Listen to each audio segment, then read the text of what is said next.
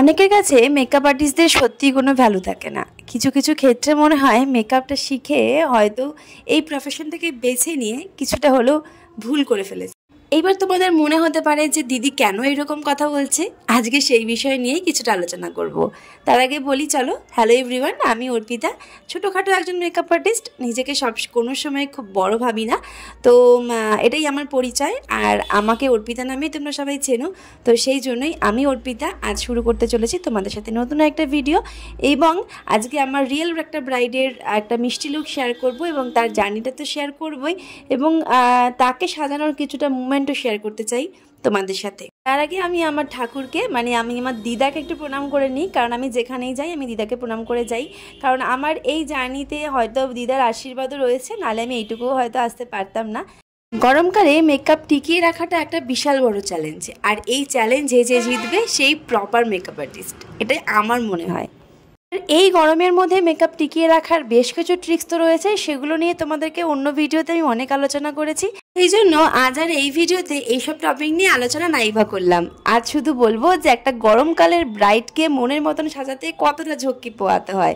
হ্যাঁ, ক্লায়েন্টের বাড়িতে পৌঁছেও গেছি দেখছো, আর সামনে এটা কিন্তু আমার ক্লায়েন্ট। এই ক্লায়েন্টের বৃদ্ধি লুকটাতে তোমরা অনেক অনেক ভালোবাসা দিয়েছো, আমি অনেক অনেক খুশি তার জন্য।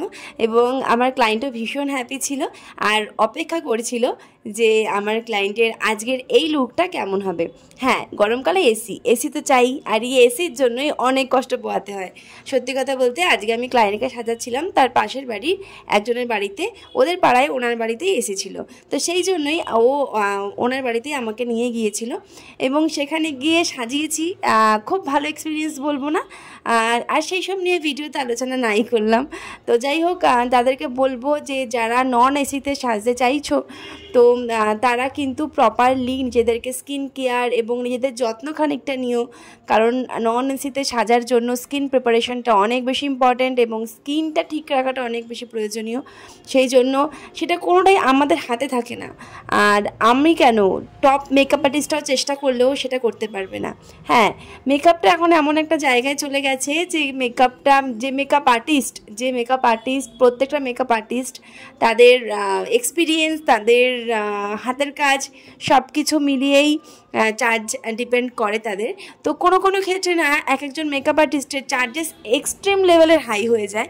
তো সেক্ষেত্রে ওই মেকআপ আর্টিস্টগুলোর জন্য আমাদের মতন সাধারণ মেকআপ আর্টিস্টদের অনেক বদনাম হয়, এবং ওদের জন্যই আমাদের সম্পর্কে কিছু মানুষের ধারণাটা অনেকটা খারাপ থাকে।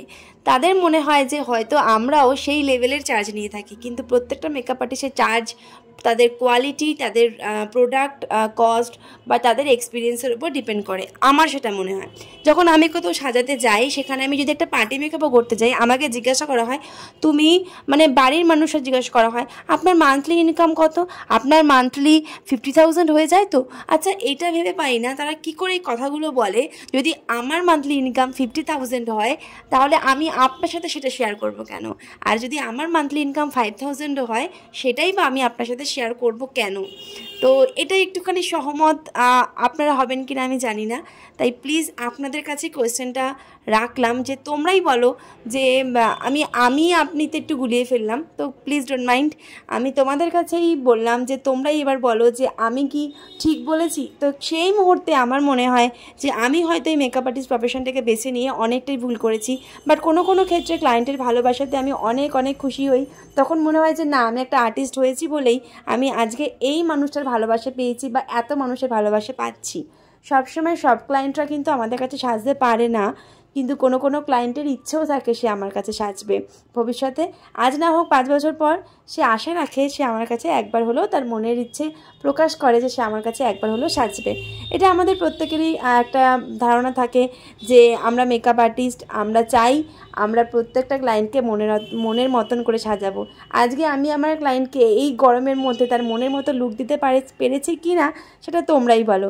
ক্লায়েন্ট তো ভীষণ খুশি ছিল, আর আমার তো ভীষণ ভালো লেগেছে ক্লায়েন্টকে দেখে। চলো এবার ক্লায়েন্টকে নিয়ে ভেন্যুতে পৌঁছে যাই। যেহেতু কেউ ছিল না, তাই আমি ক্লায়েন্টকে ওর স্টেজ অবধি পৌঁছে দিয়েছিলাম। So tata.